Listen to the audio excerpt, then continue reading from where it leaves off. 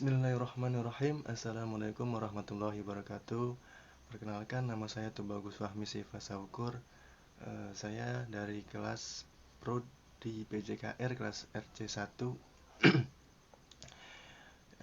Saya akan menyelesaikan tugas dari dosen pengampu mata kuliah sejarah olahraga, yaitu Bu Nugrahani Febri Nasari, SPD MOR.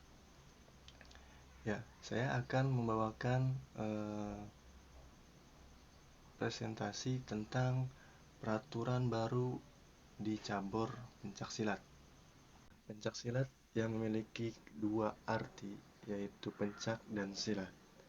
Yang pertama ada pencak, berarti bela diri yang memiliki peraturan, sedangkan silat memiliki arti gerakan bela diri yang paripurna dan bersumber dari rohani. Selain sebagai bentuk bela diri, pencaksilat juga diwariskan sebagai bagian dari wilayah atau warisan budaya dan dapat menjadi sarana dan prasarana memahami sejarah di Indonesia, nilai-nilai dan identitas masyarakat di wilayah Nusantara. Seni bela diri juga telah mendapatkan pengakuan internasional dan seringkali dipertandingkan dalam beberapa pertandingan olahraga bela diri dan sudah masuk ke dalam Asian Games, bahkan International World. Ya, peraturan pertandingan dalam pencaksilat mengalami perubahan dari yang dulu hingga saat ini peraturan yang baru, yaitu peraturan pencaksilat 2022. Nah, di sini yang pertama ada arena pertandingan ya pencaksilat atau gelanggang. Yang dulu bentuknya itu persegi dan di tengahnya ada lingkaran yang berdiameter 8 meter dan di tengahnya juga ada lingkaran lagi yaitu berdiameter 5 meter. Untuk posisi atlet itu buat kategori tanding ada di tengah lingkaran kecil dan tidak boleh melewati lingkaran yang terakhir atau lingkaran yang belakang yang besar yang 8 meter itu. Nah, sedangkan yang peraturan yang baru yang 2022 ini dirubah menjadi gelanggangnya hanya persegi saja. Persegi saja untuk yang kategori seni. Tetapi ada dibagi menjadi dua sudut, yaitu sudut merah dan sudut biru. Dalam kategori tanding, arena ukurannya sama, tidak berubah. 8 meter lingkaran yang pertama, tetapi di dalamnya tidak ada lingkaran lagi.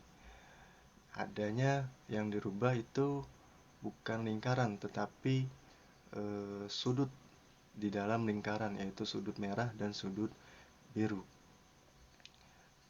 Nanti ketika awal pertandingan atau permainan, atlet berdiri sesuai dengan sudutnya, yaitu sudut merah dan biru. Nah, yang kedua ada pertambahan kategori yang dilombakan. Dalam peraturan 2022 ini ada kategori yang ditambahkan, yaitu dalam kategori seni. Yang tadinya hanya seni tunggal baku, seni regu, dan seni ganda, dan sekarang ada pula ditambahkan satu kategori, yaitu seni solo kreatif, di mana dia bermain sendiri tetapi diiringi dengan irama musik dan gerakannya bebas mengikuti irama musik, juga memiliki memakai senjata-senjata tradisional. Ada beberapa senjata tradisional yang di Indonesia yang digunakan. Yang awalnya hanya kategori seni itu seni tunggal baku, seni regu, dan seni ganda. Sekarang bertambah menjadi satu lagi, yaitu seni solo kreatif. Jadi ada 4 kategori di kategori seni. Dan yang ketiga ada perlengkapan yang dipakai oleh atlet. Nah, yang pertama itu ada body protector, ya. Yang dulu hanya bodinya saja dan di belakangnya diikat oleh tali di dalam bodinya dan baru disambung oleh sabuknya sesuai dengan sudutnya. Misal sudut merah pakai sabuk merah dan sudut biru pakai sabuk biru. Nah, sedangkan di peraturan yang baru eh, perkembangan alatnya atau bodinya ini menjadi lebih modern lagi. Jadi si bodinya ini merekat langsung, tidak ada talinya. Jadi pakainya perekat bukan tali lagi. Dan juga sabuknya atau warna dari sabuknya itu langsung menempel pada bodi. Jadi tidak diikat-ikat lagi. Gitu. Nah, yang keempat ada tempat official atau pendamping pendamping atlet ya, atau pelatih atau coach yang berdiri di pinggir arena atau pinggir lapangan atau sudut biru dan sudut merah. Tapi peraturan yang dulu itu hanya disediakan matras sesuai dengan sudutnya. Yaitu misal sudut merah, ofisialnya pun di sudut merah dan sudut biru di matras yang sudutnya biru. Tetapi sekarang sudah ada tempat eh, apa ya namanya kotak pelatih ya atau kotak pendamping yang disekat ya, ya, sesuai dengan sudutnya, sudut merah dan sudut biru. Seperti yang ada di gambar ini ada pelatih dan ada atletnya. Pelatihnya di dalam kotak dan atletnya itu di luar kotak yang bersudut merah atau biru. Nah, yang kelima ada prosedur pertimbangan berat badan ya. Prosedur timbang berat badan. Peraturan dulu dalam kategori tanding itu ada sebelum bertanding ada timbang berat badan karena akan melakukan tanding sesuai dengan kelasnya atau sesuai dengan berat badannya. Tetapi dahulu itu eh, proses pertimbangan berat badan itu harus dan wajib menggunakan seragam pencak silat ya, seragam pencak silat full. Sedangkan di peraturan yang baru itu boleh memakai dan boleh tidak. Jadi yang wajibnya sebenarnya memakai baju full. Tetapi di peraturan yang baru, jika si atlet tidak mencukupi berat badannya atau over berat badan, boleh dibuka bajunya, gitu ya. Boleh dibuka bajunya hanya menggunakan celana dalam atau boxer, gitu ya. Tetapi ada ruangan khusus untuk proses pertimbangan. Begitu pula dengan wanita, gitu. Jadi ada toleransi dari IPSI dari perlombaan ini agar si atlet masih bisa main walaupun berat badannya melebihi hasil timbangan memakai baju silat gitu. Jadi kalau misalnya lebih bisa dikurangi menggunakan boxer ya, jadi telanjang saja gitu. Nah, yang keenam ada wasit dan juri. Dalam peraturan yang lama itu wasit dan juri dalam kategori tanding hanya menggunakan 5 juri ya, kanan dan kiri itu 2 dan depan itu 1, belakangnya ada pengamat waktu dan ketua pelaksana. Sedangkan di peraturan yang baru itu dalam kategori tanding hanya 3 juri saja ya, kanan dan kiri 1-1, depan 1 dan belakangnya itu ketua dan pengamat waktu. Dan untuk dalam kategori seni jurinya itu yang dalam peraturan lama hanya 3 atau 5 dalam nasionalnya 5. Sekarang jurinya sampai 10, standar nasionalnya 10. Jika mencukupi ya harus 10 gitu. Dan yang ketujuh, ada peraturan teknik dalam kategori tanding. Nah, sini membahas tentang tekniknya dalam kategori tanding. Yang pertama ada pukulan. Nah, dalam pukulan ini, dalam peraturan yang lama, proses kenaan atau poin hanya di dalam body protector saja, dari dada hingga di bawah perut atau di atas kemaluan. Dan poinnya hanya satu, dan pukulannya hanya lurus dari samping belakang sampai ke depan gitu. Pukulannya lurus ke depan, tidak boleh ke atas, tidak boleh ke bawah, tidak boleh ke samping. Nah, sedangkan di peraturan yang baru, proses pukulannya, lintasan pukulannya itu bebas. Yang penting si tangan atau proses pukulannya itu mendarat pada body protectornya. Ketika pukulan yang mendarat di body protector itu tidak masalah atau tidak terjadi pelanggaran. Tetapi kalau pukulannya ke muka atau kepala atau di bawah kemaluan, itu menjadi pelanggaran berat untuk sang atlet gitu. Tetapi proses pukulannya untuk peraturan yang baru itu bebas, mau pukulan apapun diperbolehkan. Bahkan sampai memegang, yang tangan satu memegang lawan, yang satu memukul, itu diperbolehkan gitu. Dan yang kedua ada tendangan. Tendangan pun sama. Yang awalnya hanya tendangan samping, belakang gitu kan, tengah, juga depan. Sekarang boleh melakukan variasi sampai ada pula tendangan yang terbang gitu atau melompat.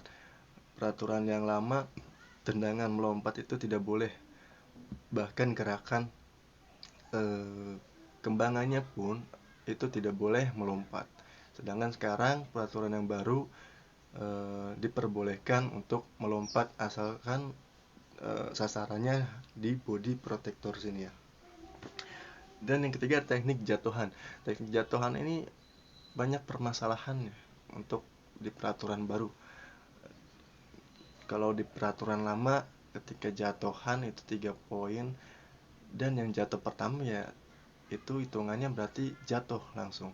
Tetapi di peraturan baru ketika lawan menjatuhkan lawannya, yang pertama jatuh masih bisa mempertahankan diri untuk menjatuhkan kembali. Nah, begitu. Dikasih waktu 5 detik. Jika yang lawan ini dibanting, jatuh dan bisa membalikan jatuhannya, maka poin jatuhannya diberikan pada sudut atau atlet yang jatuh pertama gitu. Jadi masih ada pertahanan. Tetapi kalau sang atlet menjatuhkan lawan sudah jatuh, tetapi yang sudah jatuh ini tidak mempertahankan diri untuk menarik lawannya lagi supaya jatuh, maka poinnya adalah jatuhan yang sah untuk atlet yang sudah jatuh pertama tadi gitu. Yang ke-8 ada peraturan kategori untuk yang seni. Nah, yang seni ini kan ada kategori tunggal baku, terus regu, ganda, dan solo kreatif. Nah, dalam ini semuanya sama dimainkan secara 3 menit. Tetapi solo kreatif itu beda, dimainkannya 1 menit 50 sampai 3 menit gitu. Nah, untuk peraturannya, yang peraturan lama itu sang atlet tidak boleh mengeluarkan suara. Tidak boleh mengeluarkan suara atau teriakan dalam proses perlombaan.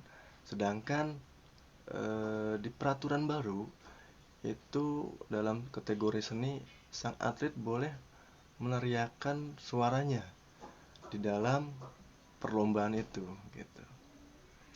Jadi boleh teriak sekeras-kerasnya, itu terserah gitu.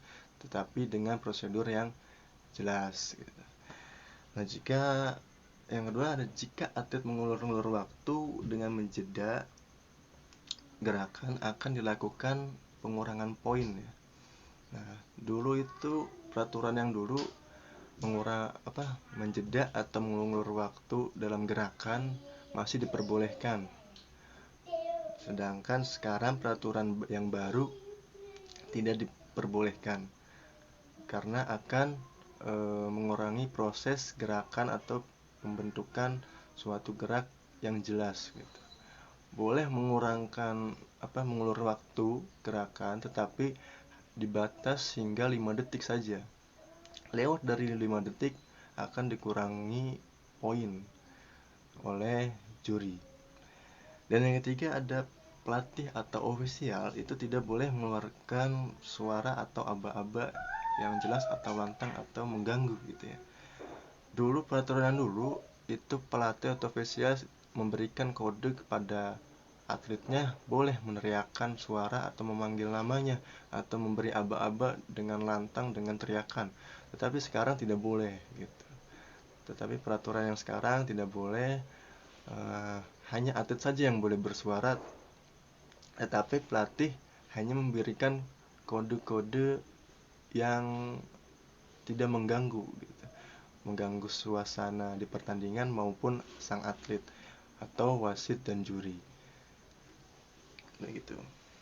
Nah, untuk itu dari saya membahas tentang peraturan dari cabur pencaksilat. Mohon maaf jika ada kesalahan atau tutur kata yang tidak mengenakan. Mohon maaf sebesar-besarnya, dan ilmu yang saya gali, yang saya presentasikan hanya bisa segitu saja, dan yang saya tahu juga baru hanya segitu gitu. Kurang lebihnya mohon maaf. Saya undur diri, saya pamit. Wassalamualaikum warahmatullahi wabarakatuh.